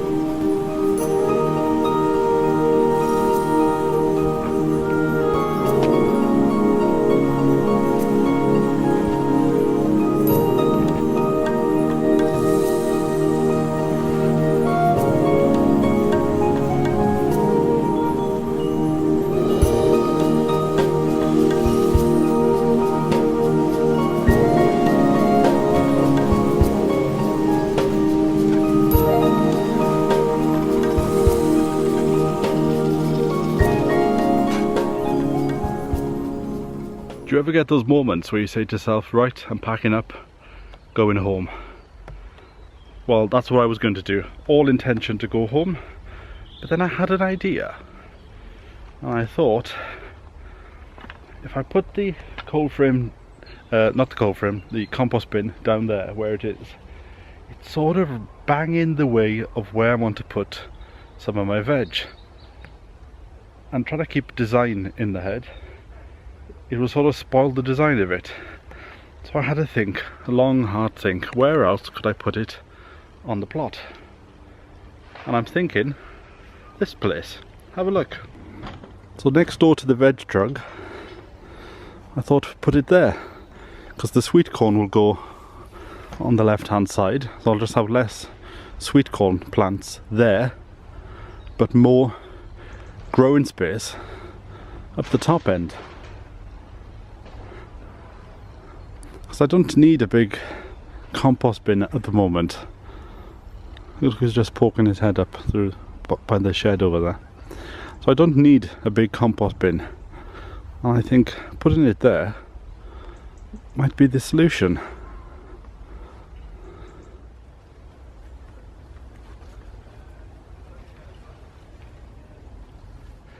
Where the start of the new bed is on the vegetable patch.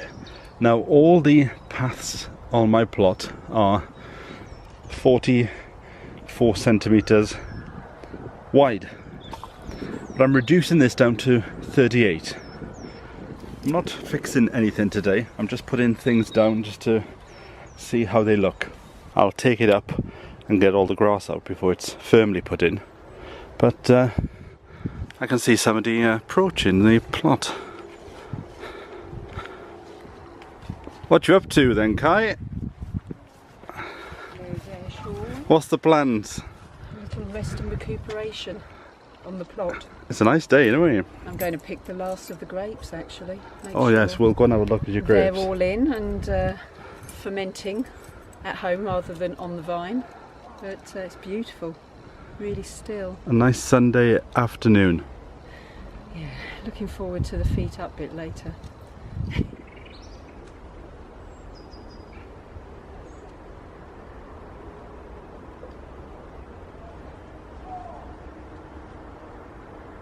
And we're picking lovely bunches of grapes today, the last of the grapes, although they do look like they're starting to go. Yeah. So we'll Just stand like and that. smile.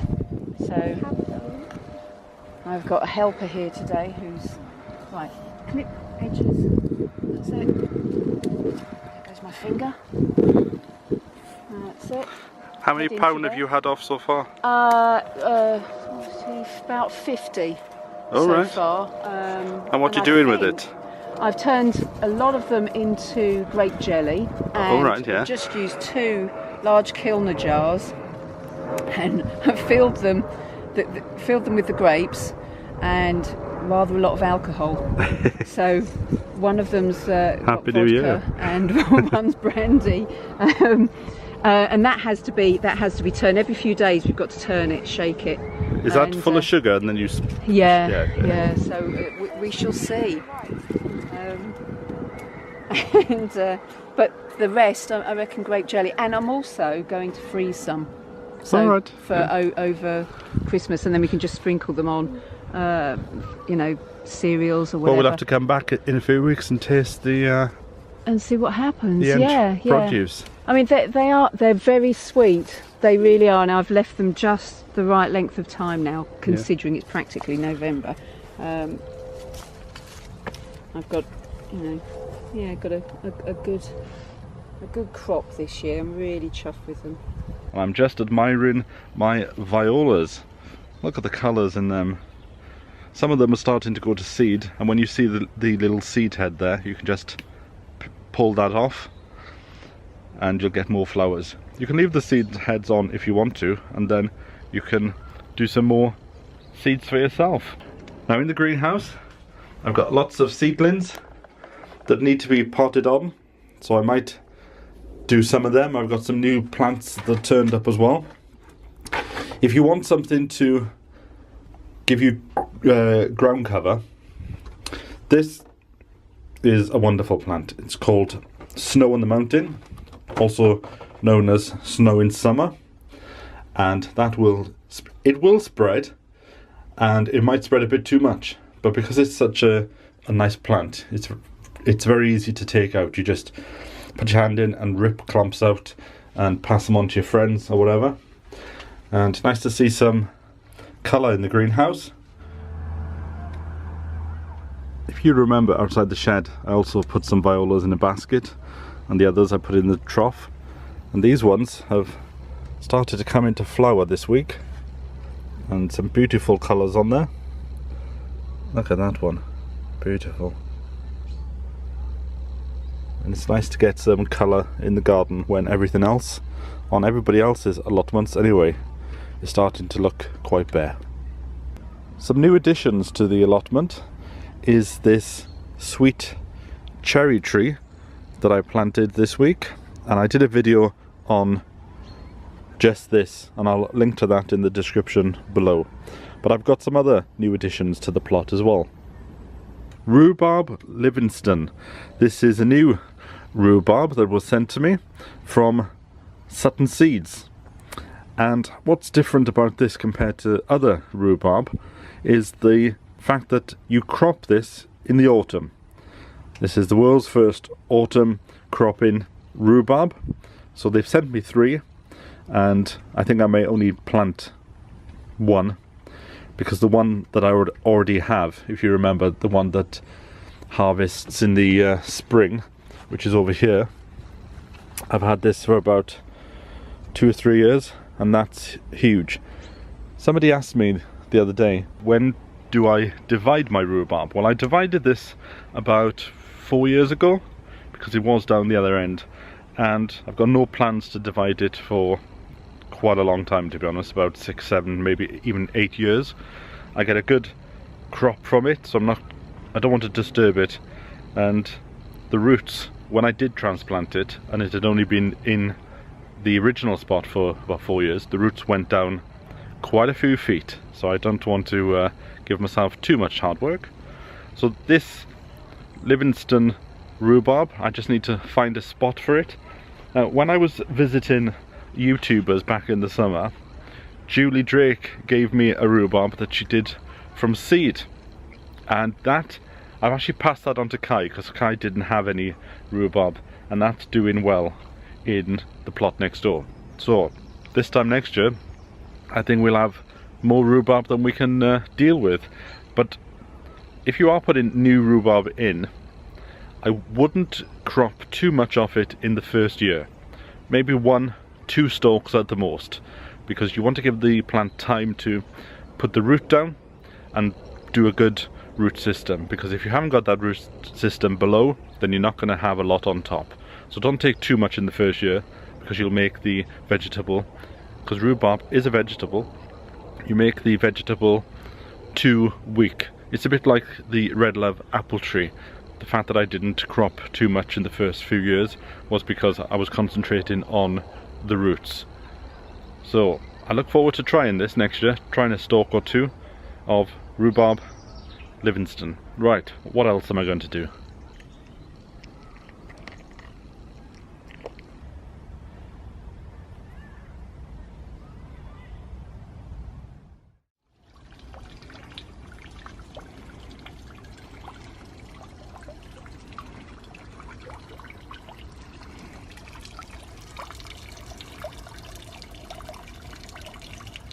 The sun is out, there's a nice blue sky, but it wasn't all like this.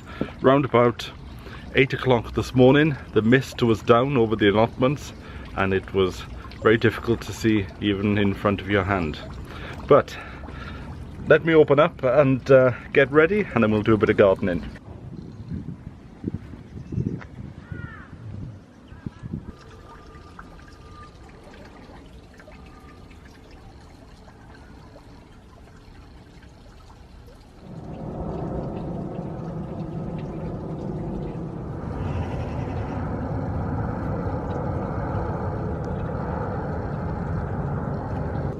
I'm not quite sure what to do in this area, to be honest. Now this section here will be turned into a fruit cage, but it's this bit here. I'm actually thinking of extending the fruit cage so that it comes all the way down to maybe this section, so bringing in a bit more of this bed into the fruit cage. But there's this area here. I've also got the veg truck that I need to do something with and find a spot.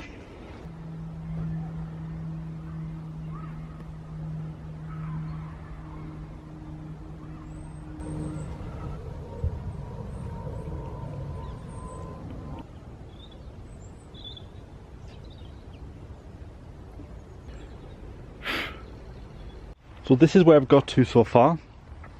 So I just need to push this up and see if it's level. It seems to be quite level there. And the reason why I didn't put it all the way up to the path is because if it's too close to the path, it's too close to prying hands to eat strawberries. So in this section here, there's Rusty there, coming to have a look what's going on.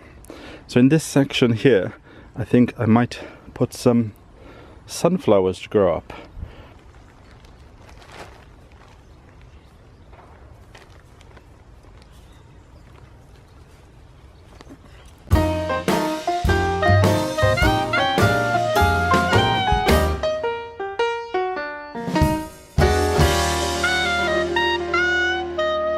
And before anybody asks how I did these, I've got these waterproof pens. I had them off the internet. So the varieties are Malin Centenary, Elegance and Malwina.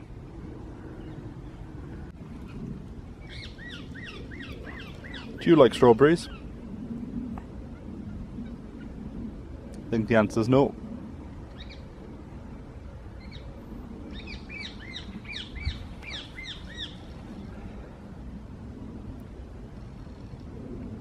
You watching over the strawberries? Or are you watching over the bird table?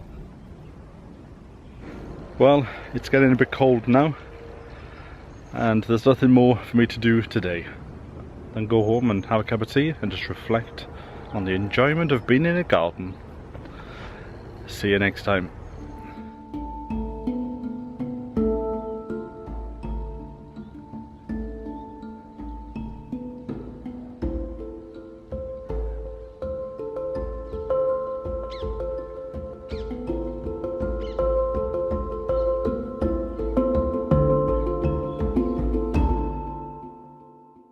In the light of the fire we can see his bulging biceps because he's been going to the gym so much.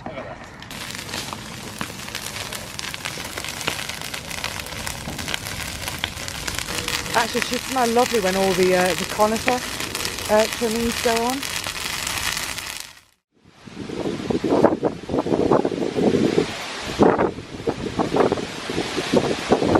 Morning, well, it's the morning after the bonfire, and I'm standing by it now and I can still feel the heat. In fact, I can still see some of the embers burning in it. It was a really windy night last night, so I'm approaching the plot with a certain bit of trepidation to see if anything's been destroyed. And obviously, starting the day off with a nice cup of tea.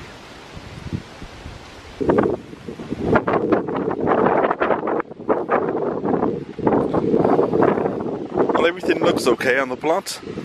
Can't see any damage. Except for that over there. That's come down, but that's fine. I was expecting that anyway. No, I think we got through that one. I might have to tie these hanging baskets up because one year one fell off and caused quite a lot of damage on the rosemary, and we haven't suffered from flooding like we did a few years ago.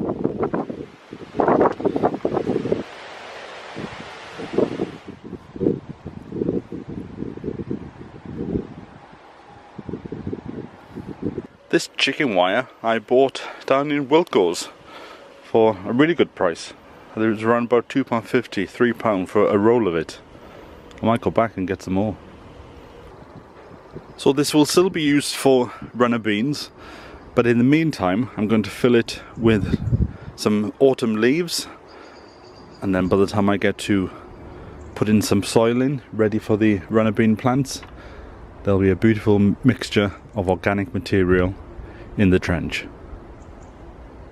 Well, the light is certainly fading now.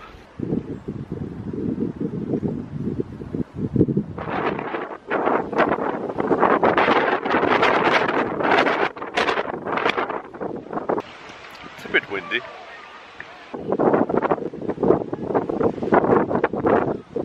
That's a nice breeze.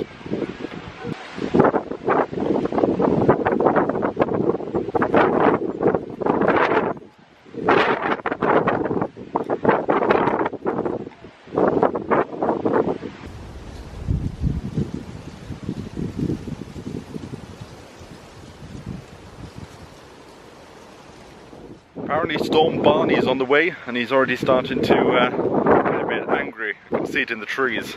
But today I've just planted some peas. So this bed here, I've just put 4 rows of peas in, and I've just put the chicken wire on top just to prohibit the cats from scratching it up. Keep walking. Well, the rain is starting to come, so I don't think there's anything more I can get on with on the allotment. Now, next week, hopefully there'll be a bit of sunshine, although they do say that this weekend, here in London, we're going to get our first frost down to -1, and possibly some snow. The roof has come off, one side of the roof. Is that all that's happened though? Let me have a quick look at the greenhouse, see if that's okay. Yes, the greenhouse seems fine. So it's only this. Look at that, the doors have blown as well. Right. Fix that quickly now before I head off to work. So we must enjoy this beautiful sunshine and blue sky while we've got the chance.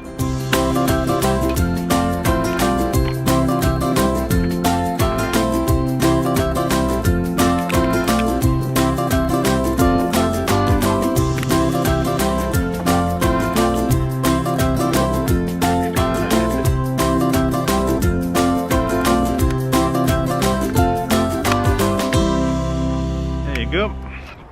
Does the job in the meantime.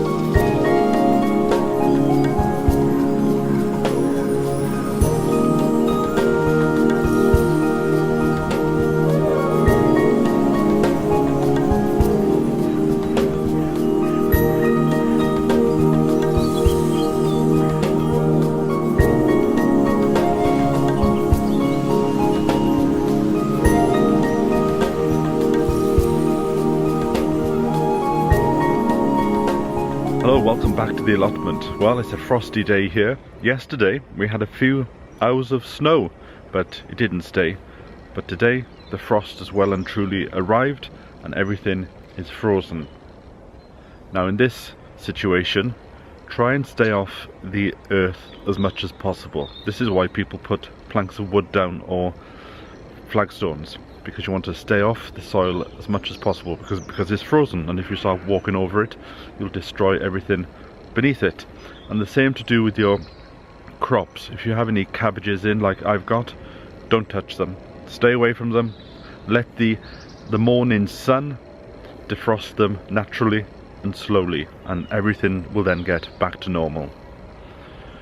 Now for me to get back to normal I need to pop in that shed there and pop the old Jenny on, so it's time for a cup of tea.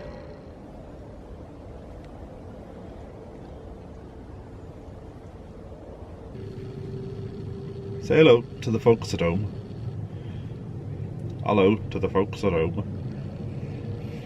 Now something I'm thinking about doing over the winter, because even though it's frosty, officially we're not to winter yet until, was it December the 21st here in the UK? I'm thinking about changing the shed, knocking it down and building a brand new one. So that's one of the little tasks that I may do over the winter.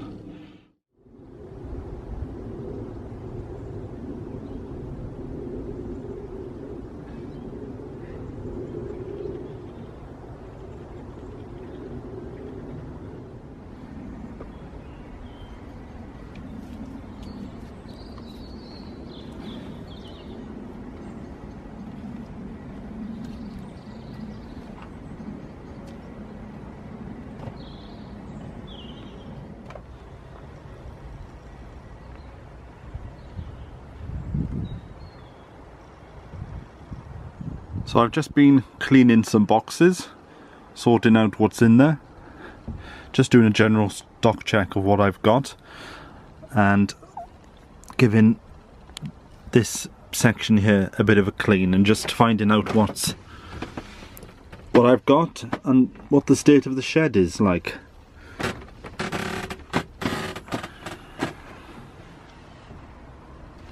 And I think I've decided to start to dismantle it.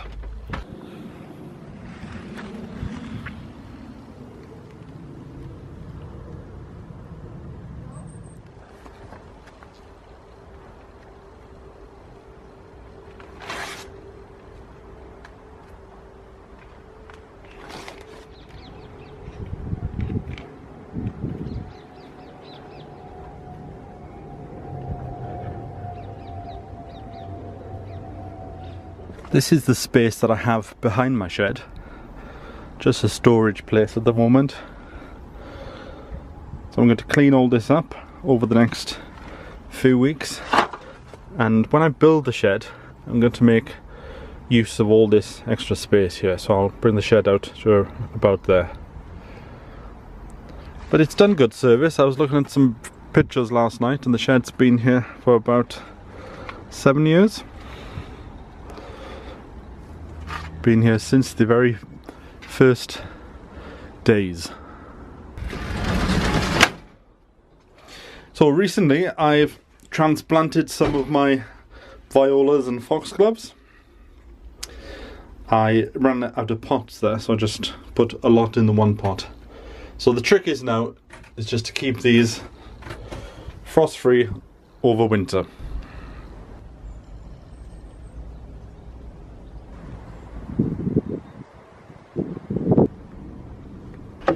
I didn't mean to do as much as I've done today on the shed. I'm just taking things off the walls.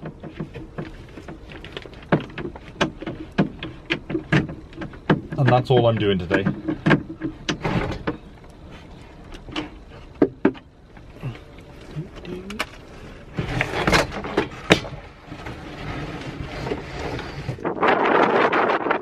Due to the terrible weather that we've been having this week, I haven't had a chance to get on to the plot as much as I would like.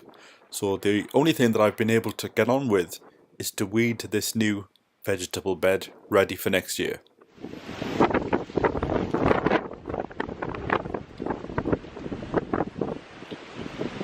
My peas have shot up. Now I need them to grow up something. I've been down to the wood store, bought myself some wood. I'm going to build a frame with that and chicken wire so I can have the peas to grow up there. Because look how big they've become. And when did I plant them? A couple of weeks ago? See, they're already through. So I'll carefully lift that, and then when I make the frames I'll make 4 and I'll put them along that way for them to grow up. And then after I've done that, I think I'll head home because it's a bit cold down here. On the left of the allotment, I'm going to be trying a combination of the no-dig method and forestry gardening. Now this is where you put your leaves or your wood chips over the ground and you let the worms take it down, and when you then plant your vegetables next year, you just part the material and you plant directly into the earth.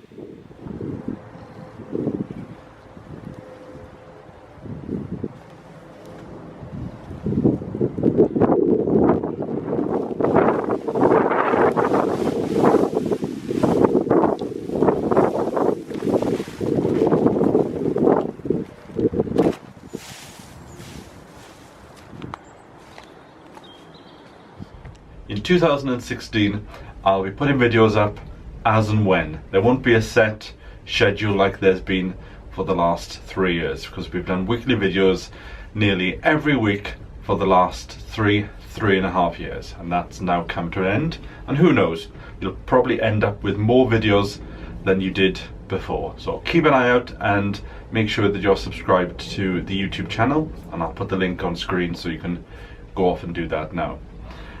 The weather in December, not sure what's going on. I've got in the greenhouse, my geraniums are still in flower, and there are reports up and down the country of spring flowers in bloom. Now in my own garden, well, the scent of that geranium is wonderful. In my own garden I've got daffodils that are in bud, and who knows, maybe in a few days with all this sunshine that we're getting, they may come into flower.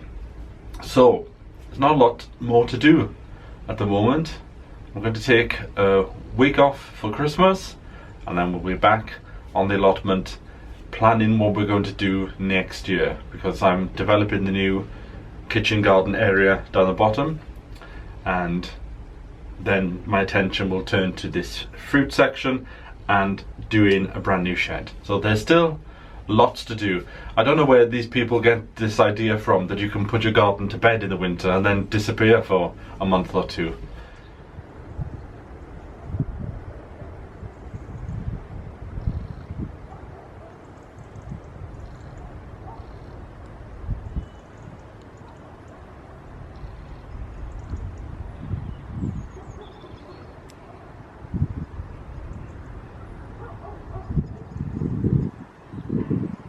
Well, that's it. We've come to the end. So on behalf of myself, Jeff, Vivi, Kai and Rusty, a Merry Christmas to you all and a Happy New Year, and thank you for all your support during 2015. We'll see you next year.